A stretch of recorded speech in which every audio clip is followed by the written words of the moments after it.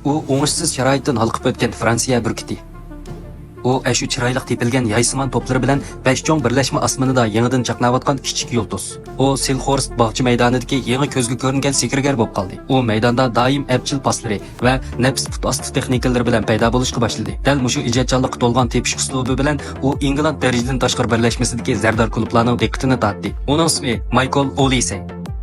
Bu yil 23 yoshga kirgan Oliseyning yo'tkilish qiymati 50 million yevroga yetgan bo'lib, u 1,85 m keladigan bo'y egizligi bilan o'ng tarafdan hujum fursatini izlash yoki o'tir maydon tashkillash jihatda yadroliq rol o'ynash bilan birga yana komanda o'tir maydon mudofaasining muhitisidan bemalol chiqa oladi. Oldingi musobaqa faslida u komanda uchun 11 yordamchi pas chiqarib, England darajadan tashqari birlashmasida mushu turdagi a'zolar qatorida 4-o'rinda turdi. Hamda a'lo ifodasi bilan birlashmada oldingi 10 yan hujumchilar qatoridan o'rin oldi. Orliqda uning puti yorlangan bo'lsa-mu, yanala bu Fransiya burkutining parvoz qilishini to'sib qololmadi. Yarisi saqaygandan keyingi 18 maydon musobaqada 10 to'p kirgizib 5 qitim yordamchi pas chiqarib o'zining eng yuqori talantini yana bir qitim namoyon qildi. U o'zgacha to'p kontrol qilish ritm tuyg'usi va safdoshlarga fursat yaratib berishdagi o'tkir iddisi, mudofiaga bo'lgan aktiv pozitsiyasi bilan hammaning yoqtirishiga erishdi.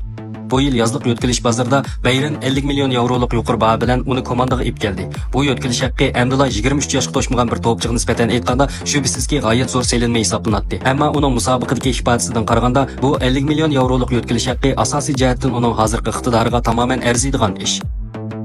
Balkim mushu saviyani biz ilgarilasa, u cho'qim kelgusidagi gigant cho'lponlarning biri bo'lib qolgusi.